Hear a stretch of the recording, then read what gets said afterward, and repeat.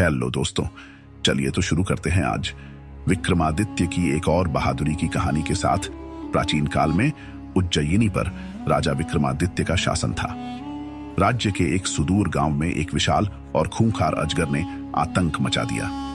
विक्रमादित्य ने इस चुनौती को स्वीकार कर अपनी प्रजा की रक्षा के लिए एक बार फिर से अपने साहस का परिचय दिया। राज्य के दक्षिणी हिस्से के एक घने जंगल से सटे गांव में अचानक एक विशाल अजगर का प्रकोप शुरू हो गया। यह अजगर इतना बड़ा था कि वह पूरे गांव में डर और दहशत का कारण बन गया। अजगर अक्सर जंगल से बाहर निकलकर गांव के मवेशियों को निगल जाता और कभी-कभी इंसानों पर भी हमला कर देता। गांव वाले रात दिन भय के साए में जी रहे थे। उन्होंने अपने घरों से बाहर निकलना बंद कर दिया और खेती बाड़ी छोड़ दी। गांव का मुखिया और कुछ ग्रामीण उज्जयिनी के दरबार पहुंचे और राजा विक्रमादित्य से मदद की गुहार लगाई। मुखिया ने कहा, महाराज, हमारे गांव पर एक विशाल अजगर ने कब्जा कर लिया है। वह हमारे मवेशियों को निगल जाता है और हमारी जान को भी खतरा है। कृपया हमारी रक्षा करें। राजा विक्रमादित्य ने मुखिया की बात ध्यान से सुनी और तुरंत इस समस्या को हल करने का निश्चय किया। उन्होंने अपने दरबारियों और सैनिकों से पूछा कि कौन इस खतरनाक अजगर से लड़ने के लिए तैयार है। लेकिन अजगर की भयावहता के किस्से सुनकर कोई भी व्यक्ति आगे नहीं आया। तब विक्रमादित्य ने खुद इस कार्य को अंजाम देने का निर्णय लिया। उन्होंने कहा, एक राजा का सबसे बड़ा धर्म अपनी प्रजा की रक्षा करना है।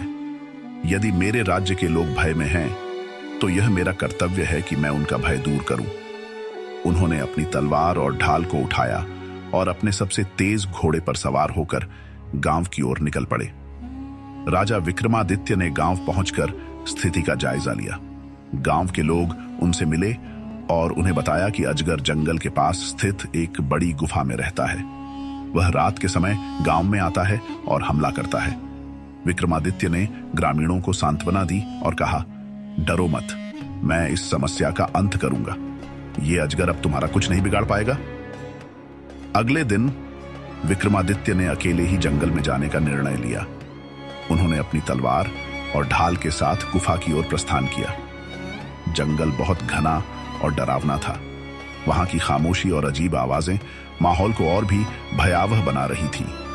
जैसे ही वह गुफा के पास पहुंचे, उन्होंने देखा कि वहां चारों ओर हड्डियां बिखरी हुई थीं। गुफा से एक डरावनी फुफकार की आवाज आ रही थी। यह स्पष्ट था कि अजगर अंदर ही है। जैसे ही राजा गुफा के अंदर गए, उन्होंने देखा कि एक विशाल अजगर उनकी ओर देख रहा है।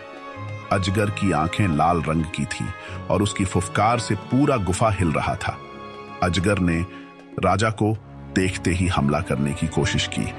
उसने अपनी पूंछ से गुफा की जमीन पर जोरदार प्रहार किया। विक्रमादित्य ने तुरंत अपनी ढाल उठाई और अजगर के हमले को रोका। अजगर ने अपना विशाल मुंह खोला और विक्रमादित्य को निगलने की कोशिश की, लेकिन राजा ने अपनी तलवार से तेज वार किया, जिससे अजगर के शरीर पर गहरी चोट लगी। अजगर ने अपनी पूंछ से राजा पर हमला किया, लेकिन विक्रमादित्य ने तेजी से पीछे हटकर खुद को बचा लिया। उन्होंने अपनी तलवार से अजगर की पूंछ पर वार किया, जिससे वह घायल हो गया।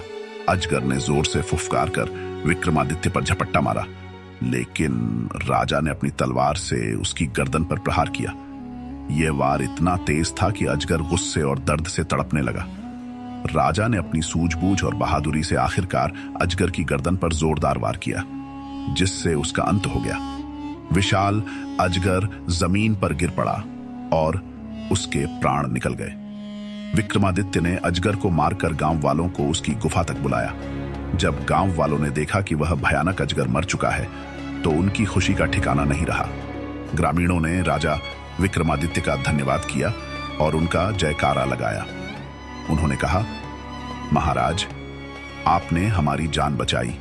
आपके साहस और कर्तव्य निष्ठा को हम कभी नहीं भूल सकते।